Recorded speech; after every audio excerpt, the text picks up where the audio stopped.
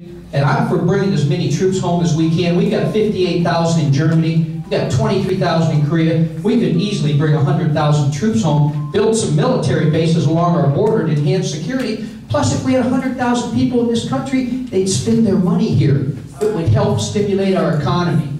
So many great ideas. We just have to get people back there with ideas. I think that the commission was well-intentioned, but the problem is that they called for cuts in spending and then tax increases. And that's where I had a problem, because I don't think that we have a problem with receipts. We have a problem with spending. And so there's a lot more that can be cut in spending. And when we talk about the spending in the DoD, just last week Rand Paul came out, and I was very happy to have him say this. And what he said was, it's an insult to the American people that the Department of Defense has reported that they refuse to be audited because they're too big to be audited. I think that that's an insult to the American people. I'm someone who comes from a military family. I care deeply about our national security. I served my country as a clandestine service officer in the CIA, so no one can accuse me of being light or soft on security issues, but I'm very tough on spending, and I believe that there's a place for cuts in every single agency, DoD included, before we even talk about tax increases. I'm against tax increases. I don't think that that's going to solve our problem.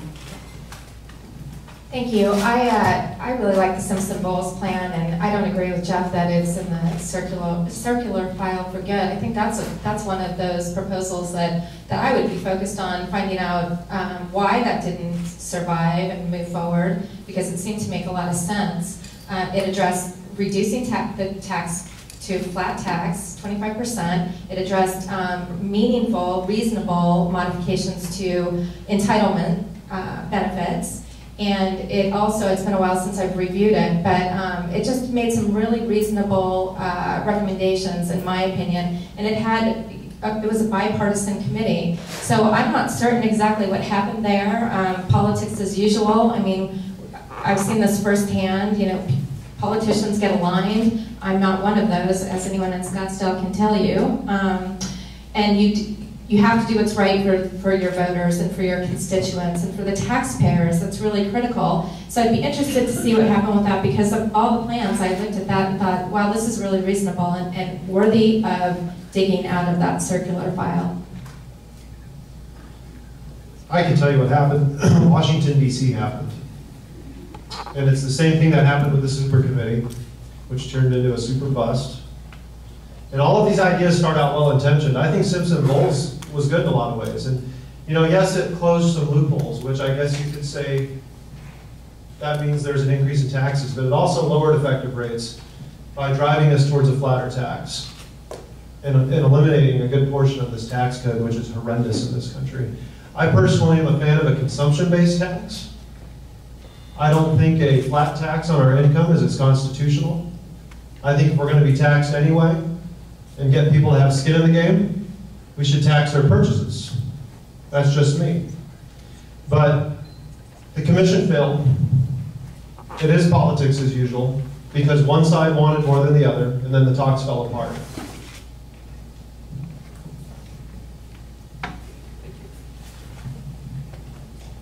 And we start with Jeff. Before I ask the question, I do want to say to all of you in the room, you have done a great job of putting together lots and lots of questions. I'm not sure we'll get through all of them, but I want to assure you we'll do our best. And thank you for doing that. This has been much more interesting than listening to the questions we might have deigned to ask, so thank you for participating in that process. Many of you have mentioned small business and talked about the importance of small business. So what would you do as a member of Congress to encourage small business to take risks with the opportunity for a return on that risk? Great question. There is way too much regulation. And the risk-reward is out of balance for businesses. There's way too much risk for the amount of reward they can get. We've got to get rid of Dodd-Frank. We've got to get rid of Sarbanes-Oxley. Even though there's a few good pieces in that pieces of legislation, as a piece of legislation as a whole, they're way too restrictive, they're bad. So the first thing you want to do to help small businesses, we've got to get rid of all unnecessary regulation. And that includes making sure we take the EPA to the state, because the EPA is killing a lot of small businesses. We need a flat tax, but before I get that, we've got to lower the corporate income tax rate. I think we're #1 in the world now. Japan used to be. It's 35%. If you declare a profit at the end of the year, you have to pay a 15% dividend tax. That's 50. A tax on businesses is a tax on everybody in this room that buys goods and services because they increase the cost of your goods and services. The corporate tax rate has got to be lowered. Go on my website, there's about 4 more on there.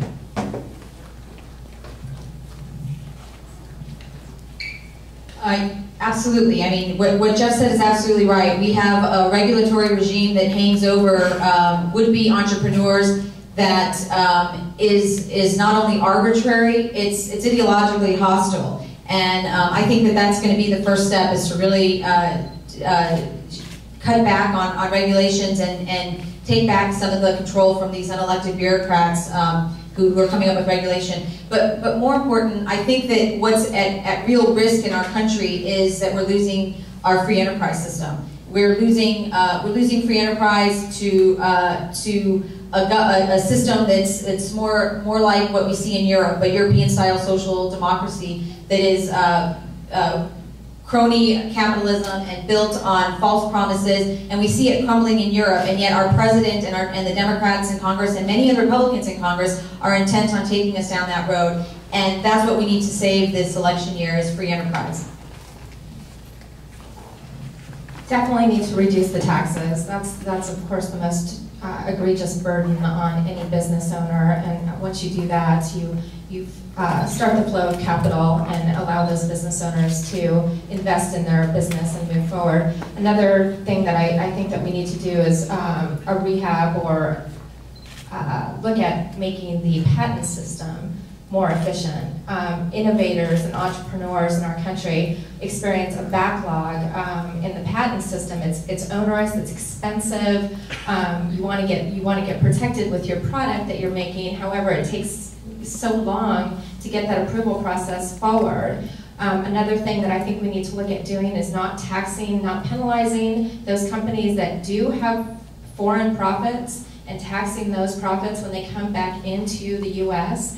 That disincentivizes people or businesses from bringing their profits back onto our territory and using the money locally. So those are some of the things. Oh, and it goes without saying, the liberal activists that the EPA so frequently indulges. I think we really need to rein in how limiting that is on businesses and their growth. These are all audience questions, right? I agree with Susan. These are outstanding questions. And this one shows you how much somebody in the audience knows. Because I had a Democrat ask me, how am I going to create jobs? And I'm not. That's not what we do. We get the federal government out of the way and allow the private sector to create jobs. But you know, we need to stabilize our dollar in this country. Being $16 trillion in debt and spending 40% more than we take in, it's hard to justify sometimes investing. It's hard to convince companies to come to this country and invest. It's hard to encourage our corporations to keep their money in the bank. It's disastrous. Guess corporate taxes are too high. You know, we have a huge problem in this country because our focus in business has become to figure out how to get out of paying those taxes. We need a federal government that does what it was chartered to do, protect our life, our liberty, and our pursuit of happiness. That's it. Thank you.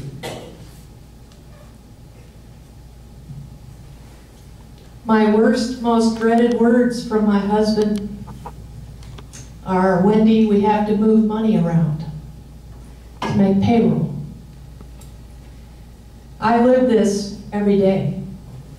We started our home inspection business 15 years ago before there was state licensing of home inspectors, state certification of termite inspectors. Now, 15 years later, I have to have 4 attorneys on retainer. I go into people's homes. I mean, my employees do. I'm not a surgeon. You talk about tort reform? Small business owners need tort reform.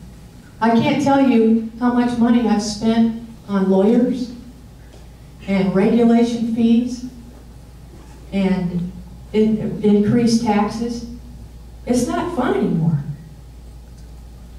No one understands this more acutely than I do. I live it every day. Ask me. Does anybody want to stand up for a second, stretch their legs?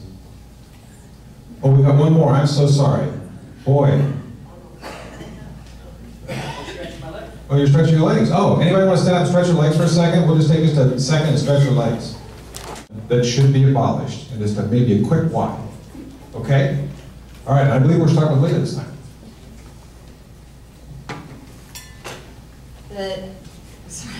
The Department of Agriculture.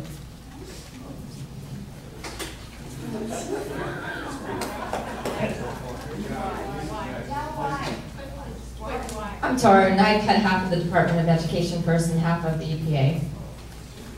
I'm going to go 50-50 on that. Probably the Department of Education. I think that really is a state issue. We can educate our kids the best here at home. It's a local issue in my opinion, and we should focus it there. But I would go 50-50. The reason I reacted that way is because I'm an agribusiness major from Arizona State. That drove a stake through my heart. But Department of Education.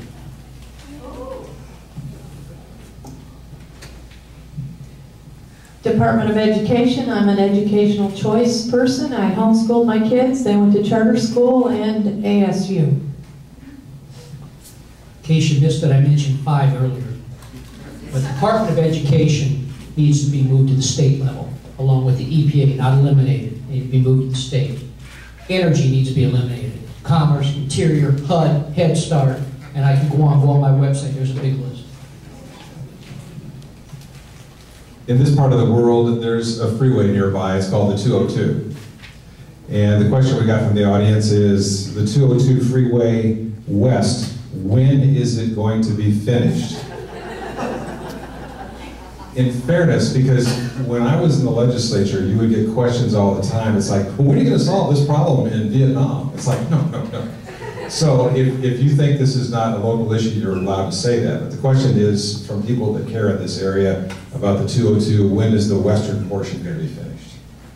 I think there's some controversy surrounding that. It sounds like light rail in Scottsdale. I quite honestly have no idea when it's going to be finished, I can tell you that. Certainly when it comes to improvements in the in transit, that's definitely a local issue. I don't want to cop out on that though, but it certainly is a local issue, and it affects those that live in this area very, very closely. And I know, having come off the light rail discussion many times in Scottsdale, this is a big local issue.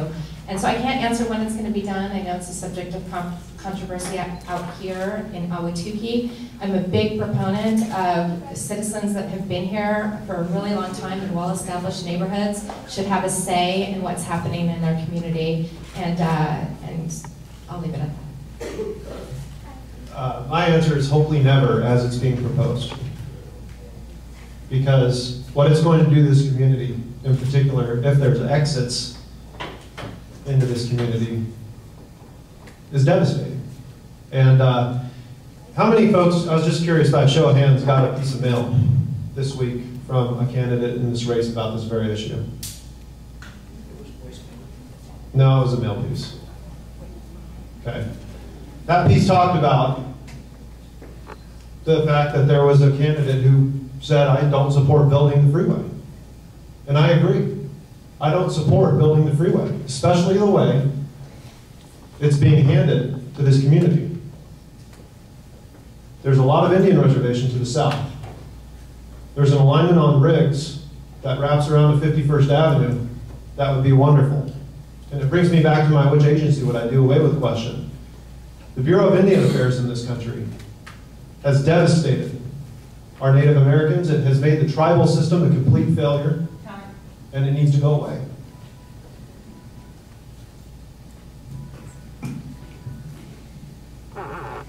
I had heard we would get this question, so I'm going to quote Sal. Sal, are you still here? Yeah, take off. Quote, at the end of the day, the tribal community has 100% control over their own land, and everyone respects that, DeCiccio said. It's their decision. We've done all we can as a community out here. Unfortunately, I don't know if there's anything else a city councilman can do when this is a decision between the state and the tribal community. But I've made a commitment to do all I can. I'm very proud of all the work the community has put into this. Their work has been critical. So, although it may not be something that this community wants, the reality is those are the two institutions that will decide it. John, I'm going to ask for an extra minute. I want to give this some clarity. I do live in Ahwatukee. And what happened is they just had a vote. It was the Gilas that voted. There was 3 things they voted on. They said yes, build Just it for on the record, we Pecos. can't give you an extra minute. We have to be Let fair me to all go. the candidates. Yes, build it on Pecos. Yes, build it on the Indian Reservation, or no. No one. They just did a recount, or they went out and got all of the new names to put it back on the ballot. It's going to come back one of 2 ways. It's going to come back Pecos or Indian Reservation. The Gilas are going to vote. None of you are going to get the vote. They're going to vote. Once they vote, we'll respect what they said, but MAG is going to make the decision. That's the Maricopa Association of Governors. And there's a rep from every city, Tempe, Gilbert, Glendale, all of them. They're going to make the decision. The money's been appropriated. And I'm just going to tell you, the best thing we can hope for, as much as you'd like to say no, is going to be that the Gilas will allow it to be built on their land. And if so, the one thing it's going to do is it's going to allow less traffic during rush hour downtown, because it'll be a bypass of the city. But you have to understand what the target really is here. And the target is not that I can stand up here and say, I'll filibuster and beat it. Not going to happen. You want to know more about it afterwards, I'll fill you in. Thank you. I too read when Sal DeCiccio, his statement on this issue, and I think that he's absolutely right. This is an issue that's going to be resolved in that between those two, between the Gilas and the Indian reservations and the state, and I think that's where it should be. I'll just add that as your sitting congressman, you should, or woman, you should be able to reach out and talk about what's important to you. And so let's not kid ourselves. We can be very persuasive in that process too.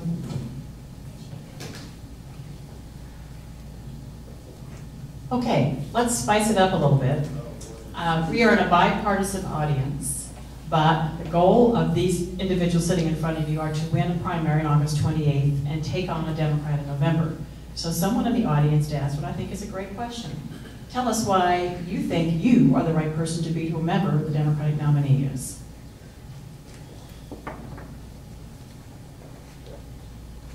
I've got business experience internationally and domestically. I've been at the receiving end of this federal government. My company cleaned up the Deepwater Horizon oil spill in the Gulf of Mexico. I personally witnessed a deepwater drilling moratorium that forced 11 platforms out of the Gulf of Mexico, which went to Brazil and Egypt and all over the world and started producing and selling back to us at a premium. I'm deployable. As I stand here right now, and I'm getting up at 4:30 in the morning and I'm going and flying a mission in Arizona for about 5 hours. I can vote to send our troops to war, which I believe needs to happen when we send our troops to war, and I will go to war. And it may only be for 30 days, because I don't want you to lose your wonderful congressman. But I'll go. Because what's happening in this world in regards to our foreign policy is grossly misrepresented in the media. Nobody in Washington, D.C. has any idea what they're talking about in the Armed Services Committee. And I want to be that voice. I want to be that voice for the troops. I want to be that voice for the citizens. I have the experience needed. I can defeat the Democrats in this race.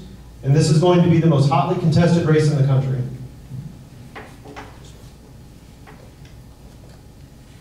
I've said it in this room before. My fondest dream in life is to run against Kirsten Sinema. No sharper contrast can be drawn between two women. The only things we have in common are that we're both women and we both have master's degrees in social work. I guarantee you I'm the only Republican social worker you will ever meet. We did polling. I have two transcendent qualities. Two things that resonate with independents who will decide this election because it's an evenly divided district. And those two qualities are, I'm a retired Air Force officer who joined the military at a time in the 1970s when very few people were joining the military. How many of you walked across college campuses in the 70s and saw people in ROTC uniforms? It was not a popular thing to do. I do what's right. I don't do what's popular, and that will transcend. Lightning rounds over, I assume. Okay, lived here 31 years. I live in the district. Not all the candidates do, I do, and that makes a difference, especially in the general. Second thing is, as much as I respect everyone's military background up here, this is a time that is screaming for a need for somebody that understands the business community. I retired after 25 years in the financial world out here. I've been retired for 7 years. I understand it. I know how to bring people together. I will resonate with the Republicans. I already have. I'll get the independents to come over, and I'll even get some of the Democrats to come over, because our situation right now is dire. We haven't got a chance tonight to really dig down as far. If you go on my website, you'll be able to see some more dig down, but we have got to deal with job creation, and we've got to deal with this debt. My website goes into it in depth. Make sure you go on there and watch the YouTube videos, and you'll see. I'm the one that can go in there, and people are going to say, we need a businessman, and we need someone that's not a politician. We've got too many politicians right now, and the politicians have created a mess. Thank you. It's Jeff Thompson for Congress.com. Thanks. I think the reason why I would be the better candidate to go up against a Democrat in this election is that, for starters, I defy the caricature that they've created of a conservative in many ways, because they're micro-targeting voters this election year. They're going after women, and they're going after Hispanics. And with me on that running against them, they won't be able to do that. And beyond that, you know, I'm running for office right now because I feel strongly about the need to defend America's free enterprise system. I feel strongly about the need to leave this country a better place for our children, not to saddle them with debt. But I also bring very solid national security and intelligence community credentials, which translates into a very good understanding of the strategic threats and realities that we face around the world. And while we have terrible challenges at home that need immediate attention, the world has become more dangerous outside of our borders under Barack Obama, and we need somebody who can go to Washington and speak to those strategic issues through real life experience that I've acquired, having worked in the field, working against all these targets that are now around the world and threatening possibly our security. I was convinced to get into this race, as some of you might know. I think I was the last or nearly the last one into this race, and I really was convinced to get into this race because of what I believe, what I was convinced of, was my ability to succeed in the general election. Candidly, that was I was approached by people that don't work for me, big supporters, that, you know, friends, supporters, people from DC that said, look, we need someone like you with your background, with your record, to get into this race. And I said, I feel obligated to do this. And I'm very serious about it. I'm not an extremist candidate. I lead with the fiscal issues. I have a demonstrated record of cutting expenses, making structural cuts where necessary, and doing the right thing for taxpayers, voting in favor of reducing property taxes, opposing franchise fees, hidden taxes, and I believe that record will carry through and be very, very effective in the general election. My toughest part, honestly, is going to be the primary, no question about it. I'm not an extremist. I've already told you I'm not a partisan politics player. Thank you. We'll start with Wendy. This should be a fairly quick question, and this, candidates, you can breathe easier. This is the last one. Then you'll all have a minute to wrap up. Wendy, the question is, what is your least favorite part of the U.S. Constitution?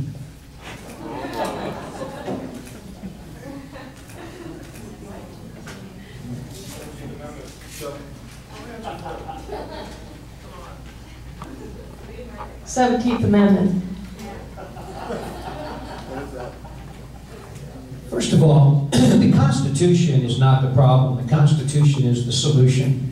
And the problem we have is when we get away from the Constitution. The people that wrote the Constitution were light years ahead of their time. And I believe that we need to probably adhere to as much of the Constitution as we possibly can. I don't think it's a problem. My least favorite part of the Constitution is that there isn't an amendment that calls for the protection of all human life. I don't have a problem with any portion of the Constitution. I think it's more important now, as important now as it ever has been. I do think, getting back to, I'm going to finish with my DREAM Act, started to talk about earlier. The 14th Amendment, I think it's interesting when you look at the current DREAM Act that's been proposed. While I oppose that, because I think that it rewards bad behavior, illegal behavior, and incentivizes parents to come here illegally, so for the benefit of their children, future children.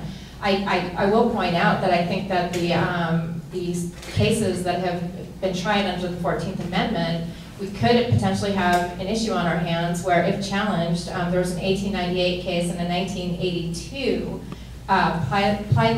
Plyer v. Doe that reaffirmed the earlier case, that if challenged, I think that children born here on our soils would be U.S. citizens. So I don't say that because I'm opposed to the 14th Amendment. I just say that so I can circle back to the DREAM Act conversation and point out that we might have some controversy on our hands if we didn't have something going forward on the DREAM Act. Again, I am at this point opposed to the DREAM Act, however. The 14th Amendment's been grossly misrepresented, but the 17th Amendment is what stripped the states of their power in Washington, D.C. Our senators should be accountable to our states and our state governments. And right now, they're elected by popular vote. The 17th Amendment is my most unfavorite part. Okay, we are going to start with closing statements, and we started with Wendy on one end, so we're going to start on the opposite end with Travis. Before we do that, let me just take a quick minute to say thank you to John and his family for putting this event together for the community. The website is wendyrogers.org, no D in Rogers for Democrat. I made a promise to my father in February before I lost him. He's a 4th generation veteran. I'm a 5th. My son is a 6th. And I told him I would fight to get our country back. Everyone up here can say he or she will cut the deficit, cut spending, eliminate Obamacare, and so forth. But when you wake up in the morning and you open the newspaper, you won't have to wonder how I voted, because I made a promise. I made a promise to my father. I made a promise to my husband, my children, my country, my employees, none of whom I've ever laid off. And you have my solemn promise that I will work harder for you than any other candidate. And I will go back to Washington to serve you and complete my legacy of service. wendyrogers.org. I salute you all.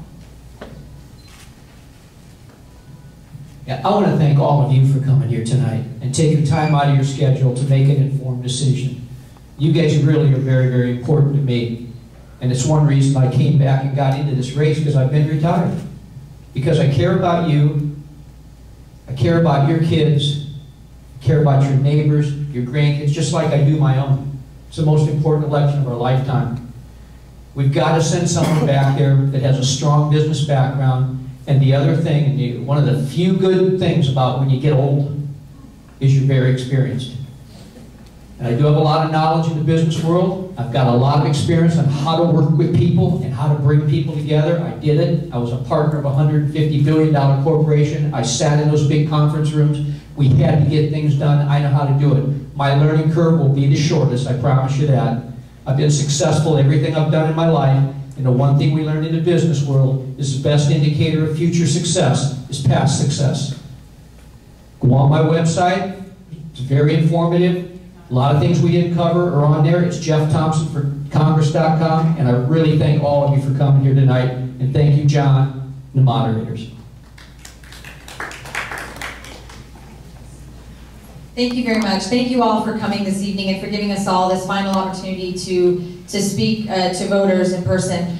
I just would say that, you know, I spent, as I said earlier, many years avoiding public situations because I was serving in the CIA, and this is really out of my comfort zone as a result. And yet I felt so compelled to take part in this national discussion that we're having now that, as I said earlier, really is centered on the fact that we're losing our way in terms of how we're grounded economically in this country. We're turning our back on the free enterprise system. We're turning our back on America's entrepreneurial spirit. And I joined this race, or I'm campaigning here because I feel so strongly that I want my children to have the same American dream, the same ideas that my parents gave us when they were raising us. I want them to know that they too can have that in their future. And I think that the only way that we're going to fix the structural problems that could possibly impede that for my children and your children is if we once again embrace free enterprise. And that's going to be my goal in Washington, to fight for freedom, for our economic liberty and our religious liberty, and for our free enterprise system. I am the private sector candidate of this group, I believe. I came into, I mentioned I'm an attorney and have been for about 15 years. I come from a family of entrepreneurs. I've seen firsthand how business can be affected by excessive and onerous, out of control regulations. And that is why I got into the election for city council. I didn't mention my family owns Snowball, and as any of you have, if you followed that process at all, been in litigation for, I don't even know, almost a decade, millions of dollars fighting the regulatory scheme, initiated and continued on through the liberal activists in our country. And it's a shame that businesses can't go about their business without the intrusion of the government. So I feel very strongly about business, and I lead with the fiscal issues, as I've told you. I don't think that that Congress is any place for on-the-job training. I've learned a lot about municipal finance and how to evaluate government spending and make necessary cuts, and I invite you to examine my record in that regard. Thank you.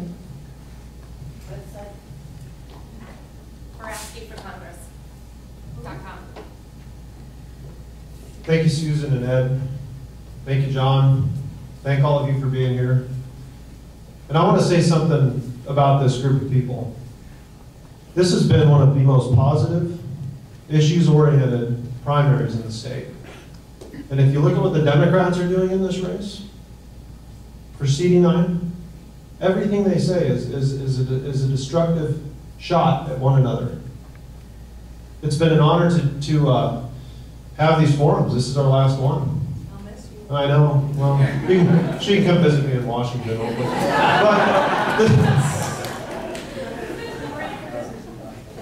That's true. Thank you. We've knocked on over 20,000 doors. We've made over 25,000 phone calls. I apologize. Hopefully you've been touched in one way or another by our campaign. We're working hard. This is my generation, our generation's World War III. This is an ideological battle that's going to be fought on the House, at the floor, and the Senate in Washington, D.C. We must save this republic. Thank you for having me tonight.